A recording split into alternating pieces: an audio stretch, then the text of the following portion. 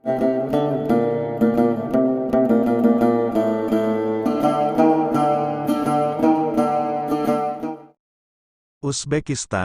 salah satu negara pecahan Uni Soviet, kini berpenduduk sekitar 23 juta jiwa.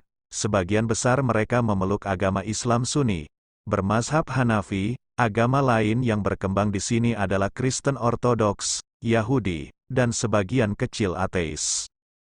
Sepintas, bila dilihat dari bangunan madrasah yang megah, masjid dan tata krama penduduk di sana yang gampang melafalkan kalimat Assalamualaikum, ada rasa bangga sesama Muslim, bahwa di negara yang baru merdeka tanggal 1 September tahun 1991 itu Islam masih kokoh.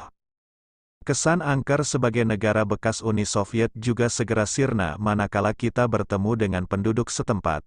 Bila Anda mengaku Muslim, maka sikap ramah akan cepat Anda jumpai pada masyarakat setempat. Sambil menyodorkan tangan untuk bersalaman, mereka biasanya menyertainya dengan ucapan Assalamualaikum. Ketika mengucap salam itu, biasanya mereka menempelkan tangan kanan di dada sembari menganggukkan kepalanya, dan yang paling menggembirakan, ternyata para Muslim Uzbekistan itu sangat bangga dengan keislamannya. Melihat kenyataan masyarakat Uzbekistan yang seperti itu, barangkali akan mengubah persepsi kita tentang pemerintah komunis, ex-Uni Soviet, dalam arti, meskipun komunis sempat berkuasa selama puluhan tahun di negeri Imam Bukhari itu, ternyata Islam tetap kokoh. Tapi apa benar demikian? Apa benar Islam benar-benar kokoh di sana? Ternyata tidak.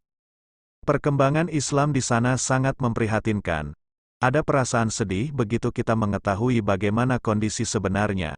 Kebesaran nama sejumlah tokoh Islam seperti Imam Bukhari seperti tertelan zaman begitu melihat kehidupan agama Islam di sana.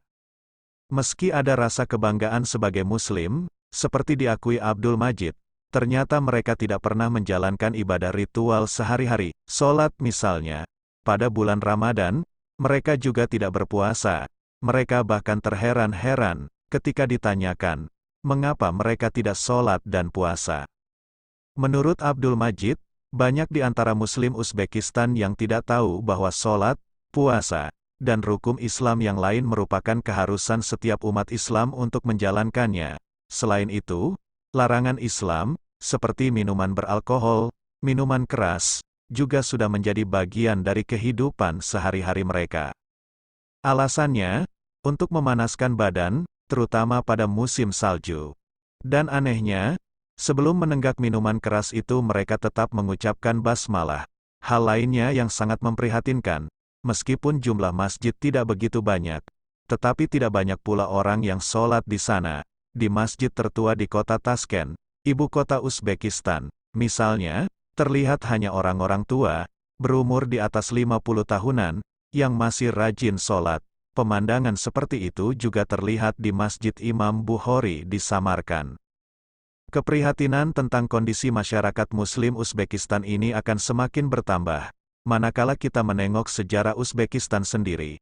Sebelum dicaplok oleh Uni Soviet yang komunis, Uzbekistan merupakan gabungan dari 3 buah kerajaan Islam, yaitu Bukhara, Khiva, dan Kokand yang pada tahun 1860 sampai tahun 1870 berada di bawah pengaruh Kekaisaran Rusia. Ketika itu agama Islam begitu jaya di daerah ini.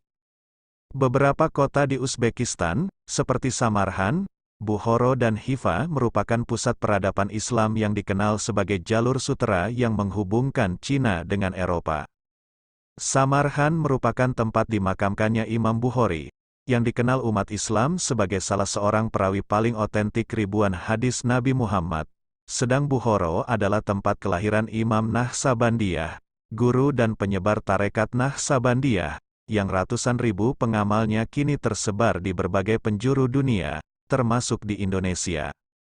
Sisa-sisa kejayaan Islam yang masuk Uzbekistan sekitar abad ke-8 Masehi, kini masih bisa terlihat pada kemegahan arsitektur tempat-tempat ibadah dan pendidikan di negara itu, dan yang paling menonjol adalah kompleks makam Imam Bukhari. Selain masjid, di sini juga terdapat sebuah madrasah. Di pusat kota Samarkand, terdapat Registan Square. Dulu ini merupakan kompleks madrasah yang terdiri dari 3 bangunan dengan arsitektur yang sangat unik. 3 madrasah yang ada di situ adalah Madrasah Ulugh Bek yang dibangun tahun 1417 sampai tahun 1420. Madrasah Serdor yang didirikan pada tahun 1619 sampai tahun 1636. Dan Madrasah Tilia Kari yang dibangun tahun 1646 sampai tahun 1660. Dulu di sini terdapat pula sebuah masjid, tapi kini tinggal monumennya saja. Di dalam komplek Tilia Kari terdapat museum dan bangunan kubah dengan ornamen dan mosaik yang sangat menakjubkan. Samarhan juga memiliki kompleks Saki Zinda, sekitar 1 kilometer dari pusat kota. Komplek ini menggambarkan kota tua zaman kejayaan Islam abad ke-14. Di dalam kompleks ini terdapat lebih dari 20 bangunan yang terbagi menjadi 3 bagian yakni bawah, tengah dan atas. Antara bangunan bawah menuju ke atas dihubungkan 40 anak tangga. Di setiap bangunan terdapat makam, dan salah satu makam yang terkenal adalah makam Ibnu Abbas yang terletak di bagian atas. Kabarnya, Ibnu Abbas ini adalah saudara sepupu Nabi Muhammad. Di sekitar kompleks ini dikelilingi oleh kuburan umum.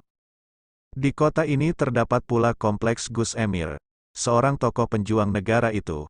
Komplek ini adalah sebuah karya seni bangunan Asia Tengah yang sangat terkenal di dunia. Konstruksinya dimulai tahun 1403 yang kemudian dihubungkan dengan kematian Sultan Muhammad, cucu Timur Leng. Di kompleks ini terdapat makam Timur Leng, Ulugh Bek, Sultan Muhammad, keluarga dan kerabat Timur Leng. Di kota Bukhara, terdapat sebuah makam Samanid. Ini merupakan bangunan pertama di Asia Tengah yang dibuat dari batu bata. Bangunan berkubah ini dibangun oleh Sultan Ismail Samani pada akhir abad ke-9. Menurut cerita, kubah ini merupakan simbol dari keteguhan hati. Bukhara boleh dikatakan sebagai sebuah museum kota, karena di situ terdapat 140 monumen dengan arsitektur kota tua yang dibangun mulai abad ke-9. Di sini banyak terdapat bangunan istana, masjid dan tempat kegiatan keagamaan yang sampai kini masih terpelihara dengan baik. Sayangnya, semua karya kejayaan umat Islam di Uzbekistan itu kini hanya tinggal kenangan. Lebih banyak menjadi objek wisata yang dijual ke orang asing. Sejak runtuhnya pengaruh komunis di negara-negara ex-Uni Soviet, berbagai upaya untuk mengembalikan kejayaan agama Islam sudah mulai dirintis. Ini terlihat, antara lain dengan peningkatan jumlah pembangunan masjid. Sebelum tahun 1989, jumlah masjid di sini hanya 160 masjid, tapi kini sudah ribuan masjid. Selain itu, telah diaktifkan pula institusi-institusi pendidikan Islam seperti madrasah-madrasah di seluruh negeri dan pendirian sebuah perguruan tinggi Islam di Tashkent. Barangkali tidak ada salahnya kalau umat Islam dari negara lain, juga dari Indonesia, ikut memberikan bantuan untuk pembangunan tempat-tempat ibadah dan membangkitkan kembali kecintaan masyarakat di sana terhadap Islam.